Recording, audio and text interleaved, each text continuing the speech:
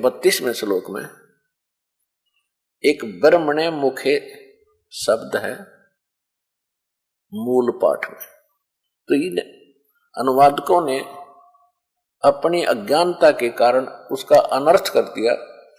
ब्रह्मणे मुखे का अर्थ कर दिया इन्होंने वेद की वाणी। ब्रह्मणे का अर्थ लिख दिया वेद, ये गलत कर दिया। ब्रह्मणे का अर्थ 17वें अध्याय के 23वें श्लोक में इन्हीं अनुवादकों ने सही किया है। उसका अर्थ किया है, ब्रह्मणे का अर्थ किया है सच्चिदानंद घन ब्रह्म, यानी पूर्ण परमात्मा। ओम तत् सत इति निर्देश ब्रह्मणे त्रिविध समर्थ है। उसका अर्थ बनता है कि उस सच्चिदानंद घन ब्रह्म पूर्ण परमात्मा के पाने के का 3 मंत्र का जाप है ओम तत् सत इति निर्देश है। तो वहां ब्रह्मणे शब्द है, तो ब्रह्मणे शब्द का अर्थ सही किया वहां पर इन्होंने, इनकी बुद्धि वहां विचलित नहीं हुई। सच्चिदानंद घन ब्रह्म के पाने का यानी गीता ज्ञानदाता से कोई और परमात्मा है, वो ब्रह्मणे कहलाता है, यानी ब्रह्म से बड़ा भगवान। ब्रह्म ते गीता ज्ञानदाता है, श्री कृष्ण में प्रवेश करके बोल रहा है, ये काल है। तो गीता अध्याय नंबर 4 के श्लोक नंबर 32 में लिखा है कि परमात्मा अपने मुख कमल से जो ज्ञान देता है स्वयं प्रकट होकर, वो ज्ञान है तत्व ज्ञान, वो यथार्थ ज्ञान है। उसके अंदर वो परमात्मा के पाने का कंप्लीट कोर्स है। चौथे अध्याय के 34वें श्लोक में उसने कह दिया कि उस ज्ञान को तत्वदर्शी संत जानते हैं, उनके पास जाकर समझो, दंडवत प्रणाम करो, निष्कपट भाव से विनम्रता से प्रसन्न करो, तब वो तत्वदर्शी संत तुम्हें उस तत्व ज्ञान का उपदेश करेंगे। इससे एक तो ये सिद्ध हो गया कि गीता में वो ज्ञान नहीं है। लेकिन गीता का ज्ञान जो है ये नकारा नहीं जा सकता, इनकम्प्लीट है लेकिन यथार्थ है, अधूरा है। जैसे एक तो 5वीं कक्षा का सिलेबस होता है पाठ्यक्रम, एक 10वीं तक का होता है। तो गीता और वेद ये समझो मैट्रिक यानी 10वीं तक का सिलेबस है। 10वीं तक का सिलेबस गलत नहीं होता, आगे की पढ़ाई के लिए आगे सिलेबस और होता है।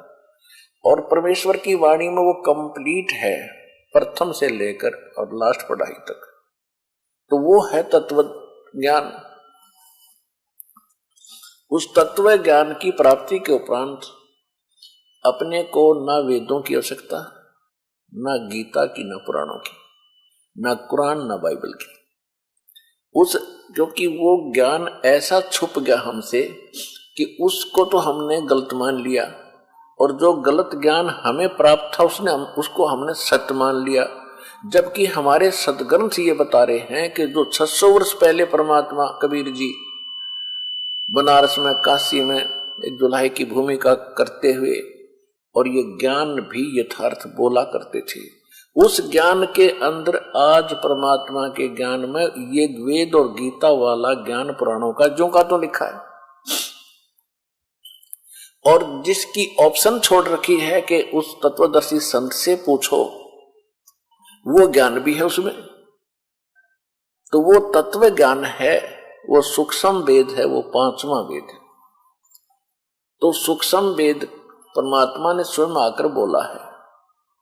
तो उस ज्ञान को, जो ज्ञान हमने रिजेक्ट कर रखा था अज्ञानी संतों ऋषियों की सुनी सुनाई दंत कथाओं से, उस यथार्थ ज्ञान को पहले तो पुराणों से, वेदों से, कुरान से, बाइबल से, गीता से आपको ये सिद्ध करके दिखाया है कि ये ज्ञान परमात्मा ने 600 वर्ष पहले कहा था, जो आज हमारे पवित्र बुक्स में, होली बुक्स के अंदर विद्यमान है। और जो इनमें नहीं है वो भी उसमें है, जिसम का ऑप्शन छोड़ रखा है कि उस तत्वदर्शी संत से पूछो, वो तत्व ज्ञान के अंदर विद्यमान है, तो वो भी उसमें है। तो इन जो पवित्र इनकम्प्लीट होली बुक्स थी अपने पास, अधूरे सदग्रंथ थे, इनसे तो उस यथार्थ ज्ञान को कबीर साहब की मुख से बोली वाणी को प्रूव किया है कि उसमें जो लिखा है वो 600 वर्ष पहले लिखा हुआ था, और आज हमारे सदग्रंथ जो इससे भी पहले के लिखे हुए थे उनमें वही ज्ञान है जो भगवान स्वयं बताया करते थे। जितना उन्होंने बताया उतना इनमें भी मिल रहा है, तो इससे सिद्ध हो गया कि वो ज्ञान सारा ही शुद्ध सत्य है जो परमात्मा ने बोला था।